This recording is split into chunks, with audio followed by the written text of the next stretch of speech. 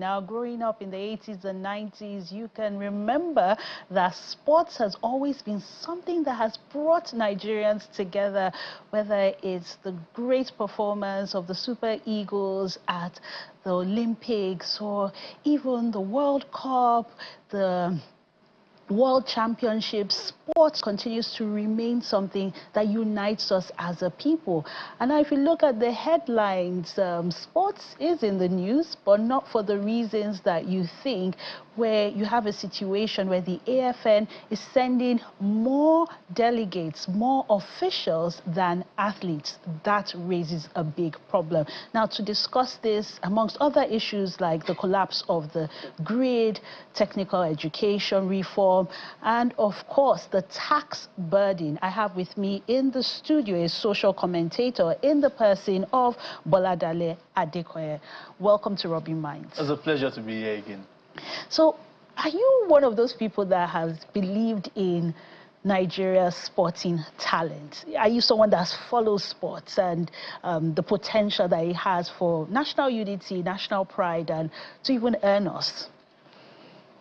During the military era, especially during the administration of late Junta, Sonny Abacha, I remember one of the major things that held this country together was a sporting event. We had the 1994, the Olympics, we had the Atlanta 94, yes, I remember vividly. Then, of course, who can forget what happened in France 1998 as well? So, majorly, sport has been the unifying factor among Nigerians. It is the only period where we forget we are Yorubas, Hausas, or Igbo, and we support the Super Eagles, or the athletes that is representing the country. Now, this has been a glorious, these were glorious eras before politics kicked in. Unfortunately, we can see all around Nigeria's losses as far as sport is concerned. Of course, I don't want to talk about the Super Eagles. We know the let's leave them. So we know the product predicament. But if you now bring it back to the athletes now, the World Championships is ongoing. It's quite unfortunate. It's quite unfortunate. For instance, we've lost Ophelia to Turkey, and now one of our brightest, Toby Amusan, is on social media displaying the problem, one of the problems that we have in this country in our sporting. You know, you mentioned Toby Amusan and the jersey, and we want to play that so that our viewers are aware of it, because this is such an embarrassment. Oh, Nigeria. This is such an embarrassment. We'd like it to play now. Oh, Nigeria.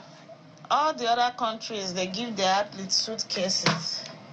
See what in Nigeria pack kits put for athletes. Every year, that's what they collect time. It's one small lino bag. A country. Which company be this? Iresa. This country will steady embarrass you. Now, can't say many people not switch allegiance. Now, never ready. I beg you. Nigeria give us one. Rosie is a laugh. I'll put you for video now. Two. Men are the can't more. Two like that. One. Kilele, j'ai boxer si lele abi.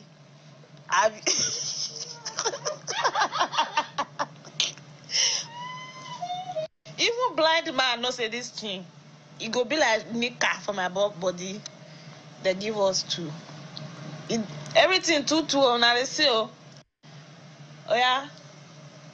Competition gear. Maybe say if you sweat like this, the color of it. If if it pee for your body. I beg. Down the water. Wait a minute. They went to bash one. All of our. I don't really quite time you.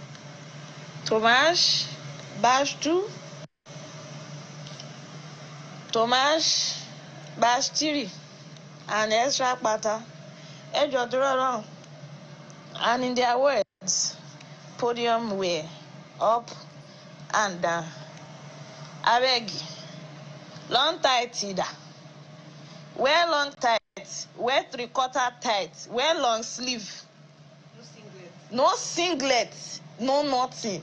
We don't even get clothes we go wear for dining. This thing they give us now is strictly competition gear.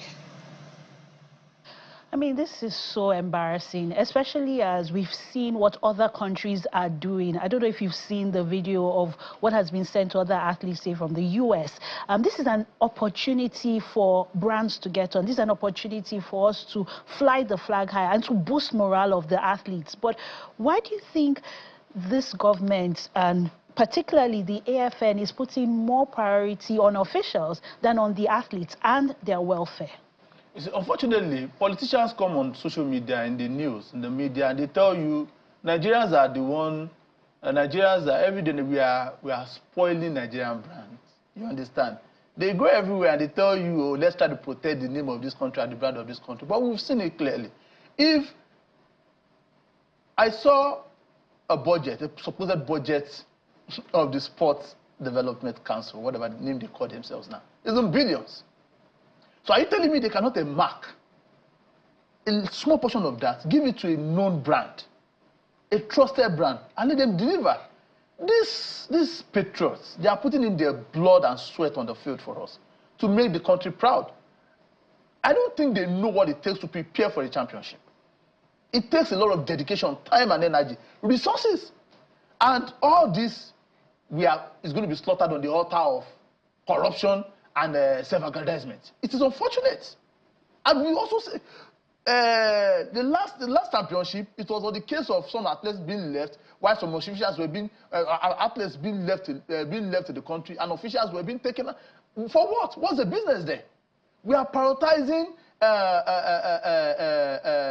foreign trips and vacation to championship, where those who actually need to be there to win medals for this country are left alone. So it's not encouraging in any sense. It's not a point to be patriotic. It's not. Because if politicians are taking billions of naira, increasing their salaries, politicians are increasing their salaries, allowances is going up in billions, and look at the nonsense. You know, what would imagine that from the last Olympics would have taken our lessons on what not to do? It's no longer news that a lot of athletes are turning their back on their countries and they're going for greener pastures. And you can see why. If down to their clothes, then what can we expect of their welfare, of their training, of the plans to ensure that they're playing to the right standard when we can't even get the basics right? What needs to happen? Is this video enough, or do we need more people to go on social media? Do we need the media going on a whole campaign before the government wakes up to its responsibilities? If I were the president seeing this video, I would overhaul the entire sporting council in Nigeria, down to the teeth, every single one of them. They all have to go. It is obvious, but unfortunately, most of them got whatever appointment they got on political patronage. It is not a competency, and we can see that. They rather prefer to use money allocated to these events. I mean, you can't be borrowing a bicycle to compete at the Olympics. Now you remind me of a very, very despicable event. I'm just trying to say it in English, but are we not ashamed? Like, don't we have to cover our eyes when our athletes have to go and borrow bicycles? Like, where does it get to? Where does it end, really? It doesn't end. At the end of the day, it is clear. It is clear cut that these guys don't care. We that still have an ounce of patriotism in us are the ones rambling and shouting and feeling ashamed. They don't. At the end of the day, the money has been allocated. Those who want to steal it, they've taken the money away, and they've remitted what they need to remit to those that got them the appointment, and that is all. They are not accountable to us, and that's what is at play presently. Unfortunately, if our president wants to be one that seems to be working, he knows what to do. I'm sure he knows what to do. But of course, he doesn't. I don't think he cares as well. I don't think so. I mean, he brought back the old national anthem under the guise of fostering national unity. But we know that sports brings everybody together. It's a shame that our Super Eagles are not flying to the World Cup. I mean, if a whole world record holder like Toby Amuso is coming on social media to say this, then what about those that don't have a voice? What about those that don't have a platform? I mean, do we need to see heads roll do we need to scrutinize this budget as citizens? Who do we need to ask these questions to ensure that we don't just make a mockery of ourselves? Because what you are saying about growing up in the 90s where Nigeria was doing us proud is something that this generation might not be able to relate to, because it is shame after shame after shame. It's a show of shame at World Championships, at the Olympics, and now we, the Super Eagles, are not going to the World Cup. Please make it make sense. Like, no, it can't. You see, someone said something recently. If you are trying to make sense of Nigerian situation and you actually make sense of it, then you have a problem. You can't make. See, there is no country in the world that what is at play presently, as far as Nigerian sports department is concerned, and it will make sense. The Super Eagle itself is shameful. It's unfortunate. This is the second World Cup consecutively that we are going to miss. We did not go to Qatar. And no health rule. Fortunately, the then NFL chairman was even bragging that how come Qatar will host the World Cup and Nigeria will not be there. Nigeria did not qualify. Now we're also not going to qualify as well. It shows clearly. See, we have to take sports away from politics. I mean, it is really sad that their response is that they gave her a business class ticket, a world record holder, and almost like that should pacify her.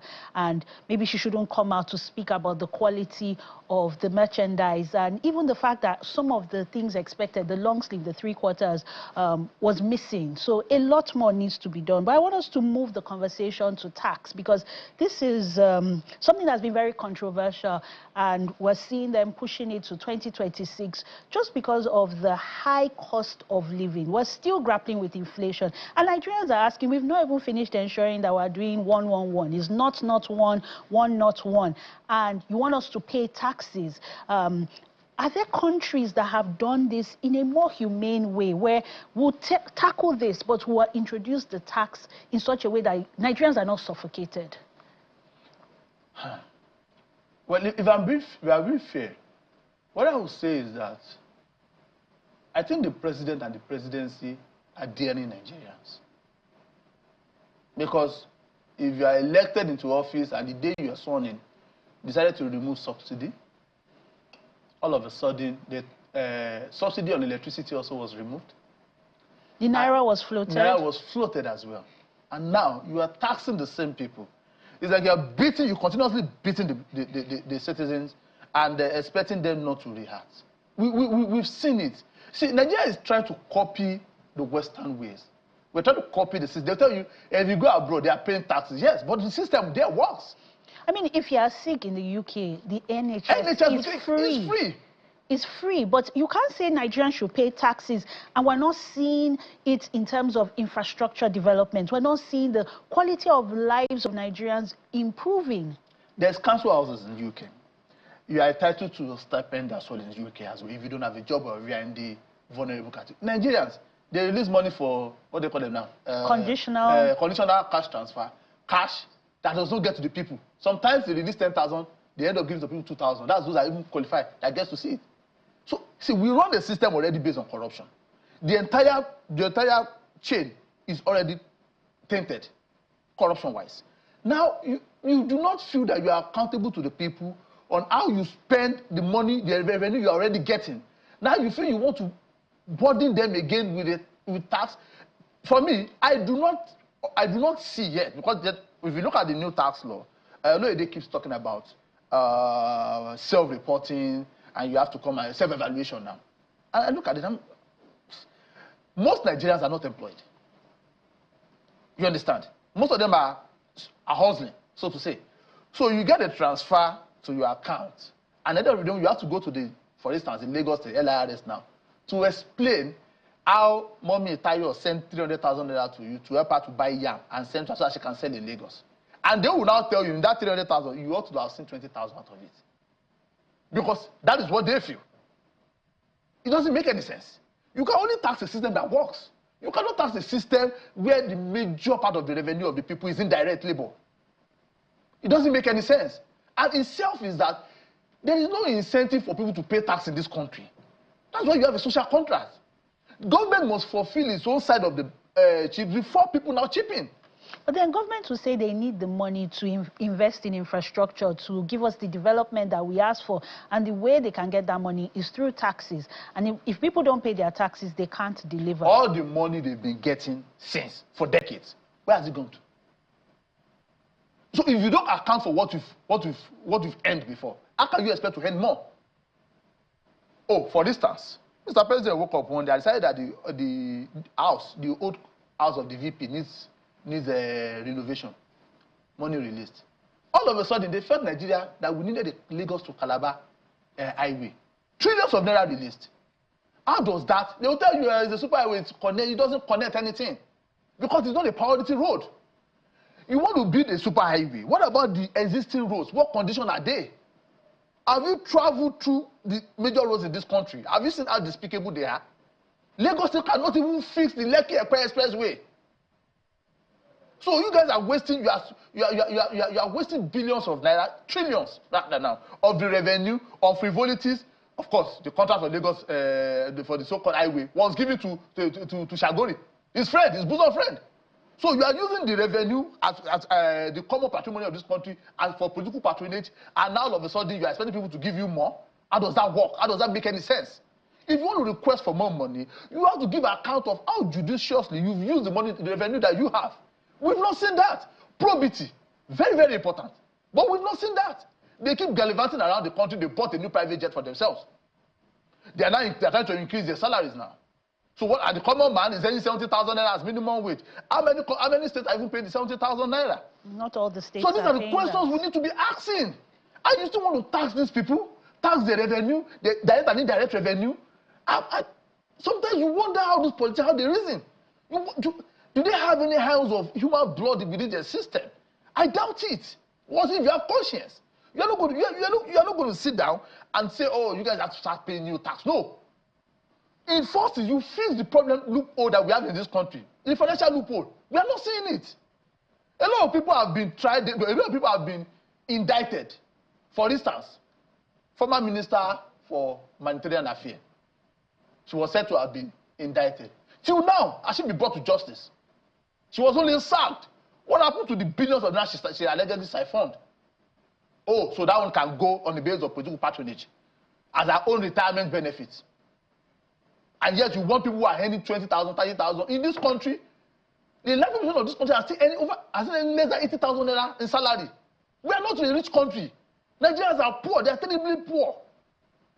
But you know, some of these things are conditions to access certain international funding opportunities, investments. So unless these things are put in place, these monies cannot be unlocked. It is not investment, it's loan. There are conditions to access loan. Condition from World Bank, condition from IMF. There are conditions to access loan. It's not investment. It's not foreign direct investment. It is loan. So the question you should ask yourself is, why is Nigerians requesting for loan? If truly, if we are using the money, the revenues we are getting from the non-oil sector and the oil sectors in this country, if we are using it judiciously, why do we need loan? And again, people, they ask you, they tell you loan, and they tell you, hey, we are getting so billions of dollars from loan.